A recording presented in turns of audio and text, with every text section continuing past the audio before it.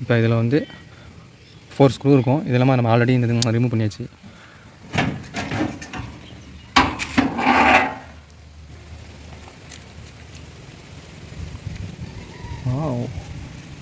இப்போ இந்த இடத்துல ஒரு ஸ்க்ரூ ஒன்று இருக்கும், அதையும் நம்ம ஆல்ரெடி ரிமூவ் பண்ணி வச்சுருக்கோம். இப்போ இந்த இதில் இந்த இருக்குல்ல, இந்த லாம்பில் வந்து இந்த வந்து கெப்பாசிட்டர் இருக்கும். இதை நம்ம அப்படியே ஆல்ரெடி நம்ம ரிமூவ் பண்ணி வச்சுருக்கோம். இந்த இருக்குல்ல,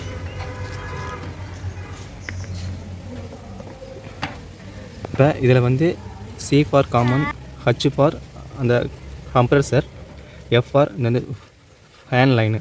ஓகேங்களா? இப்போ இந்த வந்து ஃபேன் பாட்டுக்கும் ஊற்றிக்கிட்டு இருக்கோம். பட் ஆனால் வந்து ஏசியில் வந்து கூலிங் ஆகாது. ஏன்னா இந்த வந்து இதில் வந்து 2 கெப்பாசிட்டர் இருக்கும். அது எப்படின்னா இந்த இதில் உள்ள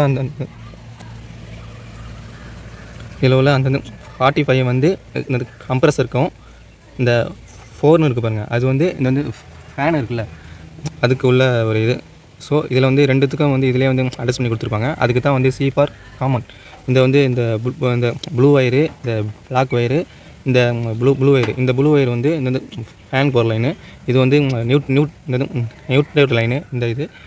அடுத்து இந்த வந்து பிளாக் வந்து இந்த வந்து கம்ப்ரஸரோட லைனு. ஸோ நம்மளுக்கு வந்து இதாகலன்னா இந்த வந்து கெப்பாசிட்டர் நம்ம வந்து சேஞ்ச் பண்ணால் நம்மளுக்கு வந்து கூலிங் வரக்கூடியதுக்கு உண்டான ஒரு இது கிடைக்கும். ஸோ இப்போ அதே இதில் உள்ள அந்த வேல்யூவில் உள்ள கெப்பாசிட்டர் நம்ம இப்போ சேஞ்ச் பண்ணுறோம்.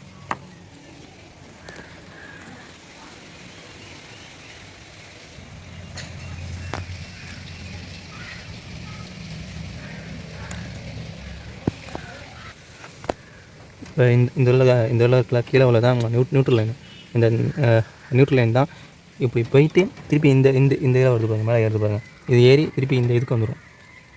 ஸோ அப்படி உங்களுக்கு வந்து தெரியாட்டினா கூட நீங்கள் வந்து எந்தெந்த லைனில் இருக்குதுன்னு சொல்லிட்டு சப்போஸ் வந்து ஃபோட்டோ பிடிச்சிட்டு கூட நீங்கள் இது பண்ணலாம்.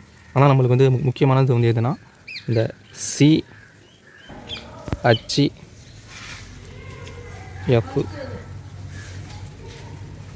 C for common, H for அந்த கம்ப்ரஸருக்கு உண்டான இது, F வந்து அந்த ஃபேன் கண்டென்ஸ் வரும், அந்த அதுக்கு உண்டான ஒரு இது வருது பாருங்கள். அவ்வளோதான். இப்போ நம்ம அதேமாரி வந்து இன்சர்ட் பண்ணலாம்.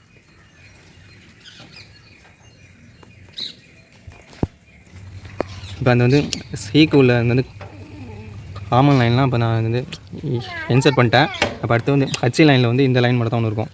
Hயில் வந்து 2 இது இருக்கும், 1, 2.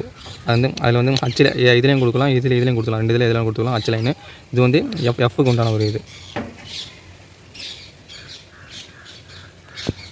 அடுத்தது வந்து Hயில் கொடுத்தாச்சு. அடுத்து வந்து Fக்கு ஒன்று கொடுக்கணும். ஓகே, இப்போ இந்த எல்லா லைனும் கொடுத்தாச்சு.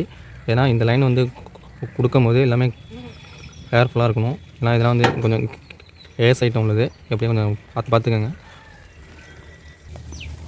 ஓகே, இப்போ நம்ம இந்த ஃபிக்ஸ் பண்ணியாச்சு.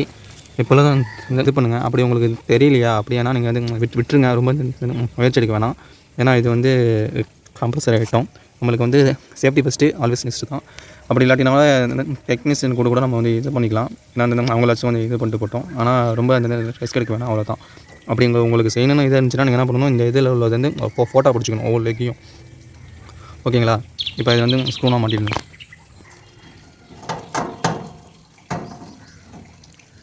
ஸ்க்ரூ போடும்போது நல்லா இந்த டைட் பண்ணிடும். அப்படி இல்லாட்டினா கம்ப்ரஸர் வந்து ஆனாக்குள்ளே அந்த இதுக்கு கொரோன்னு சவுண்டு கேட்கும்.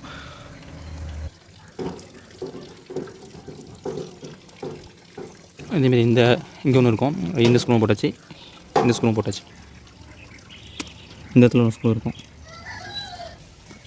இந்த இது பண்ணிவிட்டு இதில் ஒரு ஸ்க்ரூ நல்லாயிருக்கும். ஸ்க்ரூ முடிச்சிட்டோன்னா 5 பீஸ்.